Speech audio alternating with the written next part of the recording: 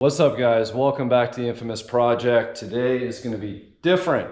We got the Lincoln Continental sitting here behind me. A lot of you guys have asked what's going on with it. What are the plans? When am I going to work on it? Make some content and everything else. Well, it's Friday and I'm feeling kind of relaxed. Already got into the Miller Lights. I hope you guys have done the same on your Friday, if it's Friday and you're watching, or if it's another day and you're thinking back to your Friday. Hopefully you were having a good one.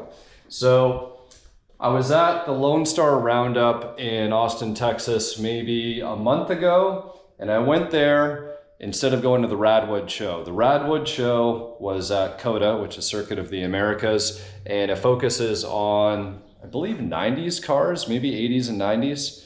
Harris Liu from Liu Creative would love that show, most likely. So of course that's sort of the era that Fox Bodies would go to, but I actually opted not to go to that one because both shows were going on at the same time, because I wanted to see if I could find some stuff for the Lincoln or get some insight. Funny enough, I actually scored a set of Explorer upper and lower intakes, and I think I got them for 120 bucks, both the upper and lower. So that was a good deal. And I didn't really find 100% what I was looking for the Lincoln, because the one piece that I need really bad is this little bumper corner here, because it is rotted down there. So if I can find one of these, that would be awesome. I just need the driver's side corner here. I did manage to score a driver's side window to replace this one that was smashed out. And that's good because, well, it's not easy to find some of the stuff. I did go back to the shop where I found this car from the gentleman that I purchased it from, because I noticed that I was missing all the window switches and a lot of the interior stuff. And when I was there, he's like, man, I got a box, you know, of everything, all the little bits and pieces from the interior. Well, here's all my stuff. So I'm really happy that I managed to get all that, because it really means that I have everything that's required for this car. Now at the Roundup, I did score something pretty cool sitting over here, and just pick these up, I'll bring them over. So some documentation. We all like to have some documentation for our cars, especially older cars, and it's actually quite functional documentation. This one is kind of like the little pamphlet or oversized brochure, if you will, which is pretty neat, specific to 65, so I was happy about that. But more importantly, I got wiring schematics for the car. So right here, we can see all of the wiring. And this is like, it's so basic. I love it. So this is kind of bringing me back to high school electronics class. I'm actually thinking I might get these scanned and printed so that I can like post them up on the wall and be able to reference them and have dirty hands, because I really don't want to get, you know, dirty fingers over all of this cool stuff. Actually, one other thing. Follow me back over here, I almost forgot. I got the original maintenance manual, and this is an original, not a reproduction. They do repop these, but this one was in such amazing shape. I had to get it, and there's actually the card of the people that I got it from. I need to reach out to them because they might have the 65 hood ornament that I need. So I need this. I might actually buy the reproduction one of those, just because that way I can have greasy fingers, and because, you know, you're in the middle of working on something, you don't want to have to wash your hands every time just to look at the manual, and I don't want to mess that one up.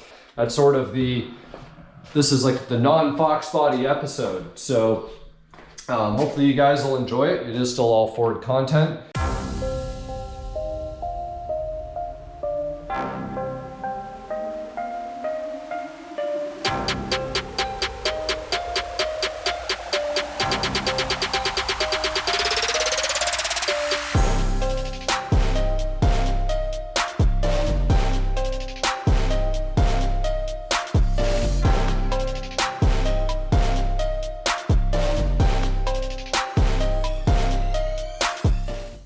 Getting back to the car, I want to get started. I want to do something to it. You know, I want to feel productive. So I've already got my painter lined up. That's not going to be an issue. I've already got the Godzilla motor lined up for this. So that's gonna be ready. There's actually another shop out of Florida that's doing a Godzilla swap in a 65. I was hoping I'd be able to fit the 6R140 trans in here because it's such a big car.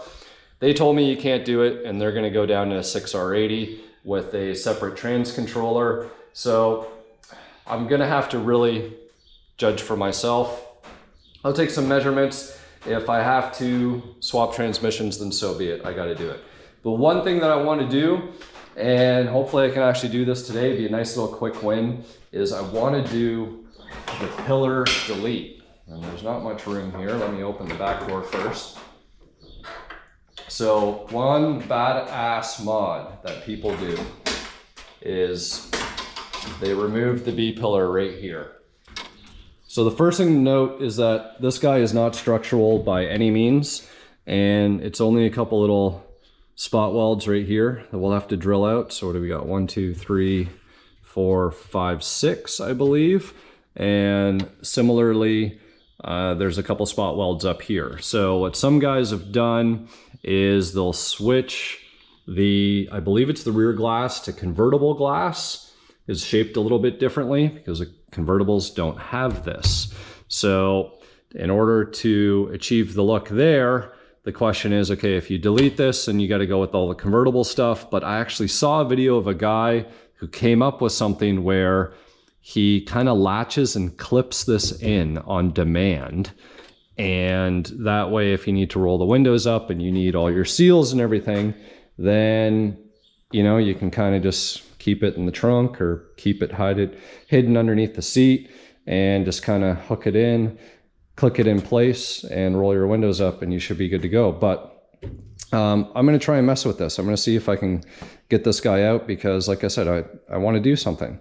We're going to have to see if this window will go down ultimately because I want to see what the end result's going to be with the glass down. I'm going to see if I can get some of this trim out because I'm going to need access to the top here. Oh. Tight squeeze with the way the seat's in. I guess I'm gonna have to get all the headliner out, which is gonna be another task and a half. Man, this car's so cool. Well, it looks like we got this piece as well. So I'll have to see what's going on here. Get all this trim off and see what we're working with. Getting lucky already, guys. If this was a Canadian car, I know I wouldn't have been able to take that out like that.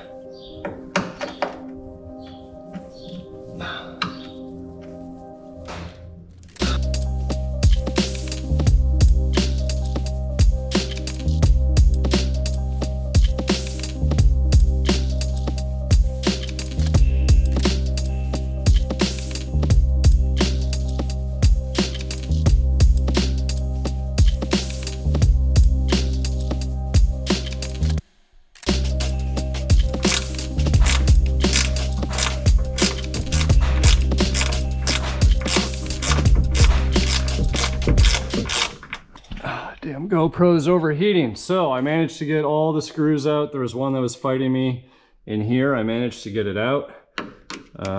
Just some factory sealant up here, but I feel like I'm gonna have to get like a scraper. I'll scrape all this out. And I don't even know if I need to get up at the headliner. We'll see if I have access to everything I need here. You can see those two spot welds there. Definitely don't want to mess up our trim. I'll probably take all this off here. It's only a couple screws along the top. Get this piece off. Make sure I don't accidentally drill through it.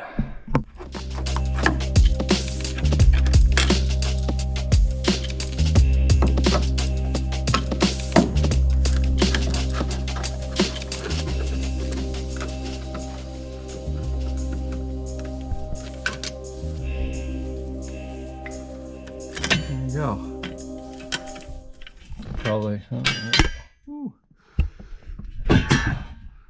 So now we have access behind here. Oh yeah, there we go. You can see everything. I'm not too concerned about the headliner here, guys. It's all gonna have to get redone. But I think, what do we got? Spot weld there and there. I'll get it sorted out. All right, so you can see it looks like we got 1, 2, 3, 4, 5, 6, 7 and a half. That one's below. So I have to drill all those out. And then up here, we have one on each side here. And then looks like maybe 1, 2, to clean that up a little bit more. But yeah, definitely drill those two out. Might get the, see what we can do here, and then might have to get a little chisel in there, chisel some of that out. But we'll see, there's a little bit on the back side here as well. It's all tacked up, so might even have to zip this. We'll see. Anyways, let's get drilling.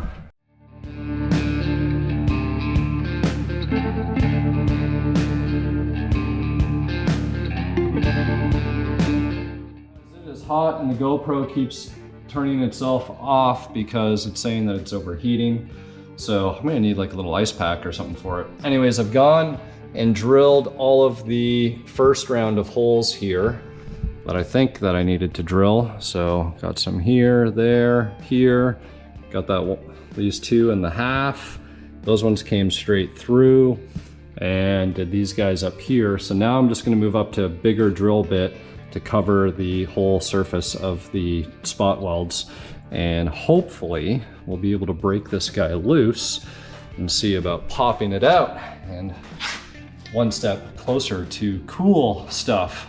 Although the car's got a long way to go, but sometimes you just gotta do little things like this and get yourself motivated. So I'm gonna drill these out, see if we can bust out this pillar.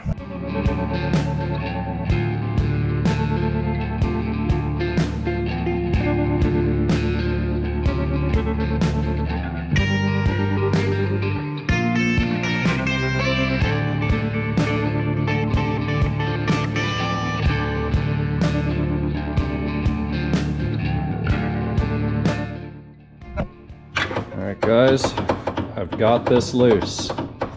So now, I think I might need to zip this right here, which I'll just get the cutoff wheel, I'll zip that, and I think this will be in a position to come off.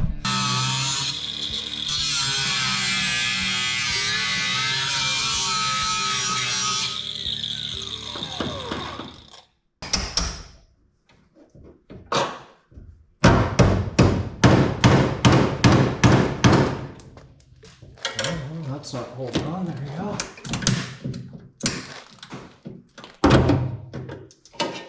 One little piece of spot weld.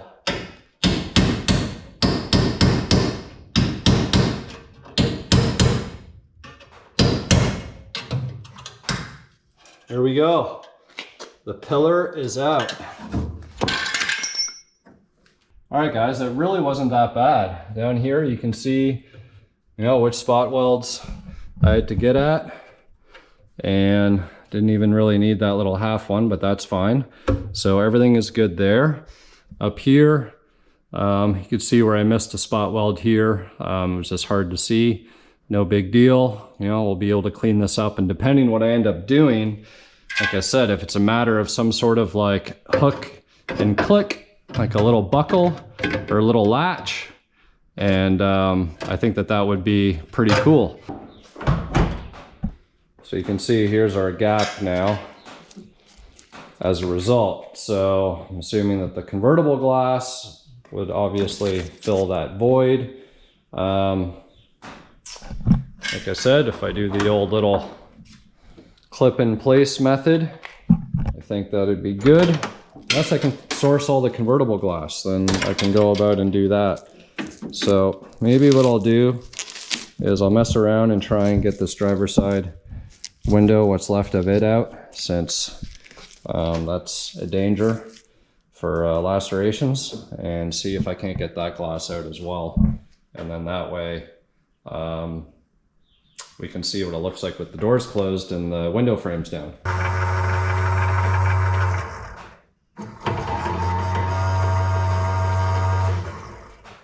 So my guess is going to be the little bushings that are inside the motor that click onto the gear are probably shot. So question is, do I just remove the glass? Because the glass is going to have to come out anyways.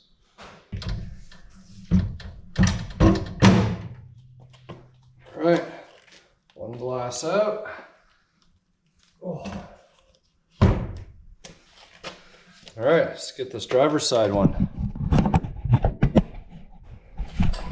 Wasn't too bad. Regulator's all down there. We'll be able to get to the pull that out, get the motor, and see what's going on. If you guys are wondering what my tactic is here, it's really just unbolt anything that looks like it belongs to the window and set it aside. Everything's pretty straightforward though, like it's all 1/2 inch. Doesn't seem as intricate and as detailed as newer cars. Now when I go to try and put it back together, I might have something different to say. But the regulator assemblies are quite large. I can definitely say that.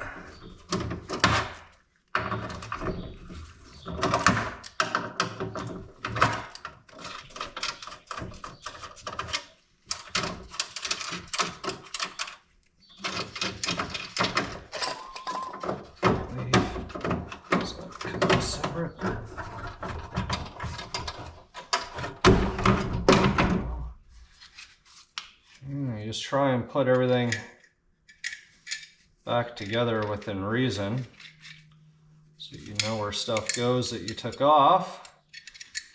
Take pictures, draw diagrams,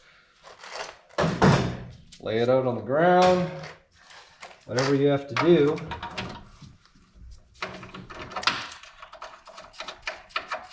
Whatever works for you. We're all different in terms of how we remember things, how we do things.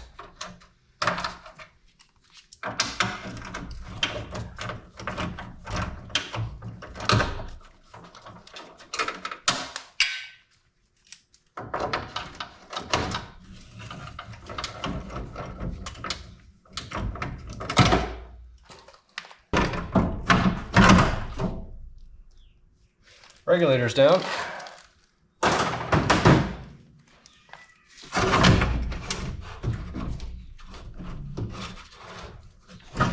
It's actually quite easy. Just hook that. There we go. Easy peasy.